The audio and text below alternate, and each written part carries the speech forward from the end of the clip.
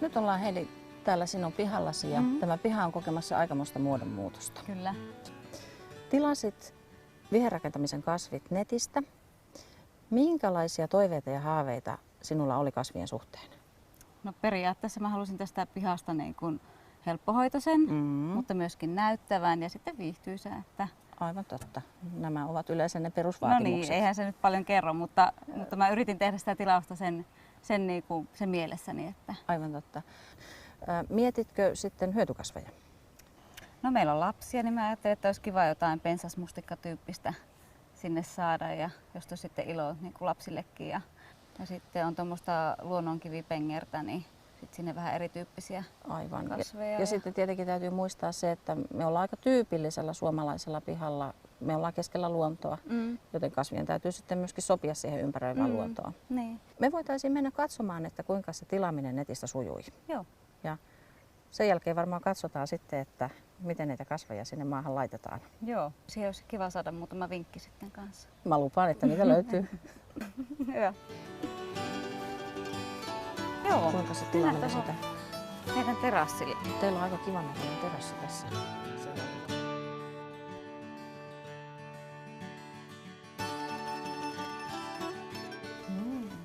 Sulla on aika kiva kotitoimisto tässä. Joo, tää on aika lepposaa tehdä täällä niin tilauksia, ei tarvitse sinne kauppaan lähteä. Aivan.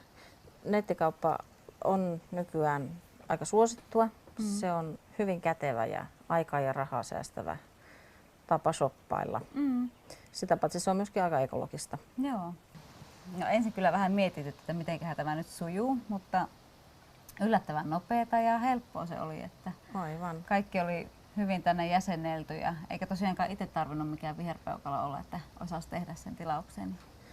Et niin kuin opastettiin myös siinä puolessa täällä.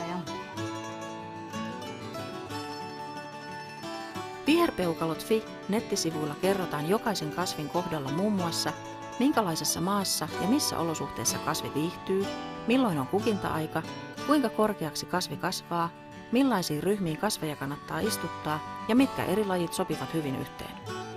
Tilauksen yhteydessä saa myös valita paketin noutopaikan, haluaako hakea lähetyksen lähimmästä postin toimipaikasta, matkahuollon toimipisteestä tai Sivasta, valintatalosta tai Euromarketista.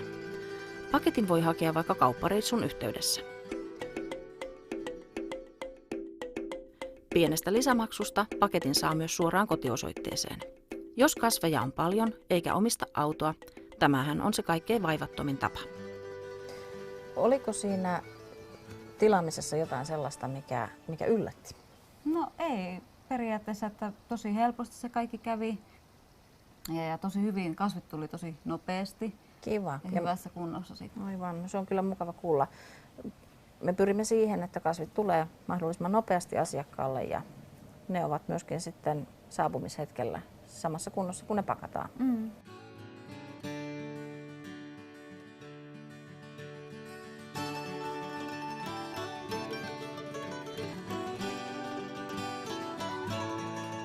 Viherpeukalot puutarhamyymälällä on jo yli 20 vuoden kokemus kasvien postittamisesta ja yli 200 000 tyytyväistä asiakasta. Viherpeukalot toimittaa vain parasta, takuuvarmaa laatua. Siksi kaikille kasveille annetaan 45 vuorokauden kasvuunlähtötakuu. Lisäksi tuotteilla on 14 päivän vaihto- ja palautusoikeus.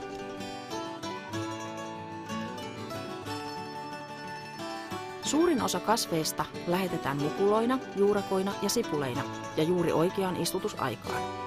Asiakkaan ei tarvitse itse huolehtia siitä, koska minkäkin puutarhakasvin voi istuttaa maahan. Silloin, kun viherpeukaloiden paketti saapuu, istutusajankohta on oikea.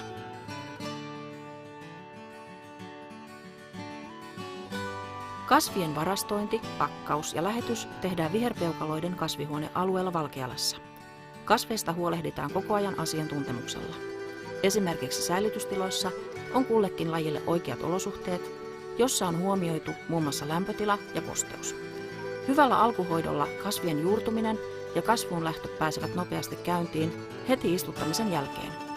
Kasvuunlähtötakuu on vakuutus kasvien korkeasta laadusta.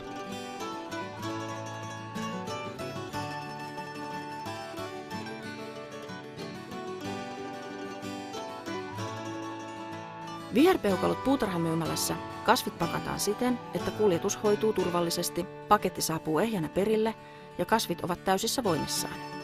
Postituslaatikot on vartavasten kasveille suunniteltu, niissä on muun muassa ilma-aukkoja. Kasvien mukana lähetyslaatikkoon pakataan myös hyvät, lajikohtaiset istutus- ja hoito-ohjeet. Ohjeessa kerrotaan muun muassa sopivin istutuspaikka, istutussyvyys ja kuinka tiheään kasveja kannattaa istuttaa.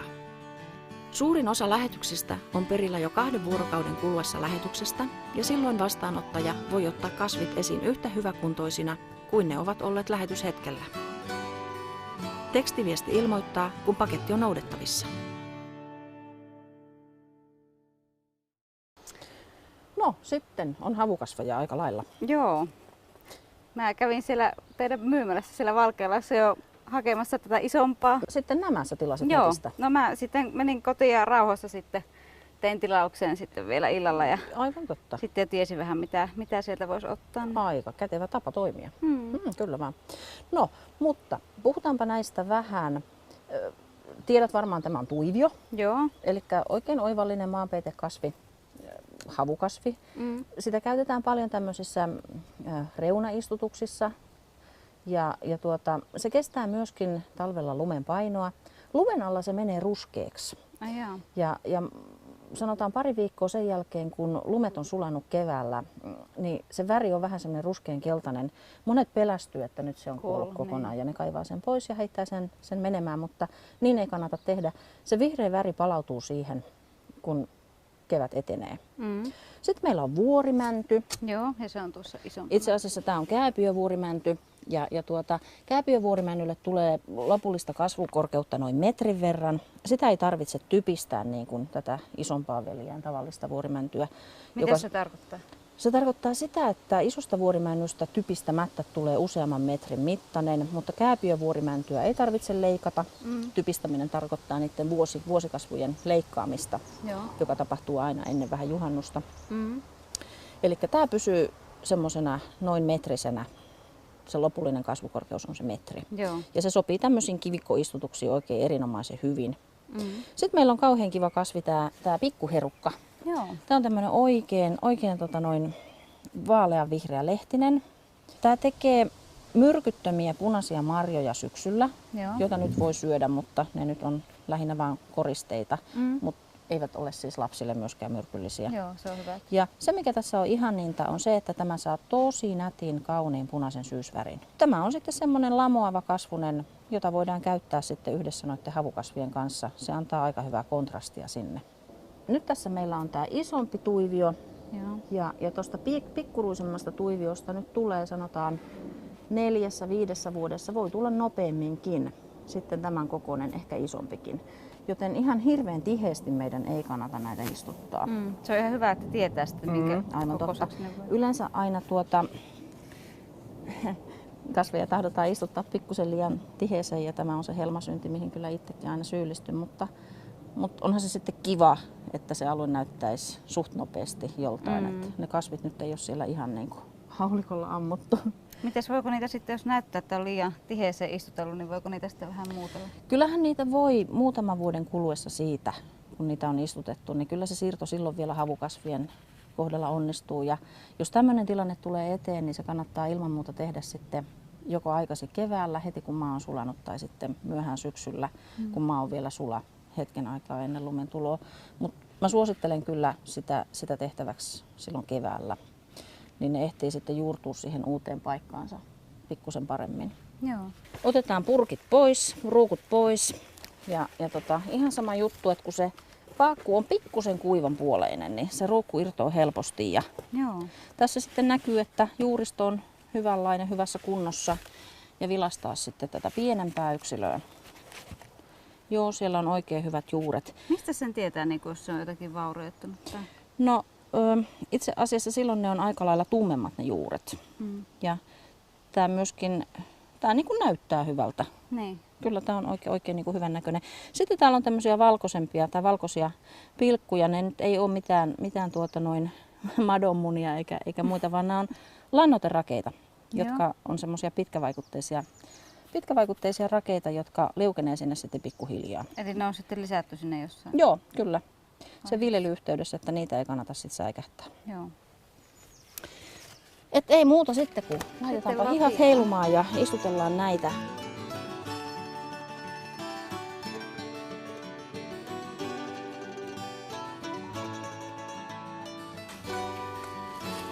Joo, anna tulla Katsotaan, vaan. miten aloittelijalle käy. Kyllä se siitä.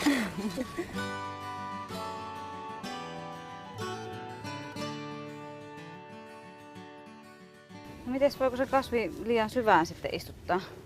No kyllähän se käytännössä onnistuu tietenkin sekin, mutta sanotaan, että jos on nyt yhtään sitä paljon puhuttua maalaisjärkeä, niin kyllä se nyt ymmärtää, että se istutuspinta olisi hyvä olla kuitenkin lähellä sitä paakunin yläreunaa. Niin. Eli se on sitten tasainen. Kyllä.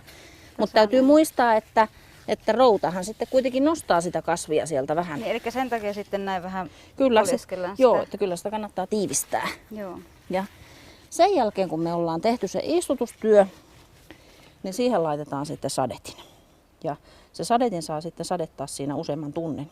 Eli että se koko alue kastuu oikein kauttaaltaan. Ja siinä siis sadetin on niinku tärkeä, että ettei kuitenkaan kastelukanulla. No kastelukannu on liian vähäpätöinen kasteluverkki tällaiseen istutukseen, kun tässä kuitenkin sitten tätä pinta-alaa on. Tarvitaan kuitenkin ihan reilusti vettä ja on pääasia, että se maa kastuu ihan läpikotaisin. Joo. No toi on hyvä tietää kyllä sitä.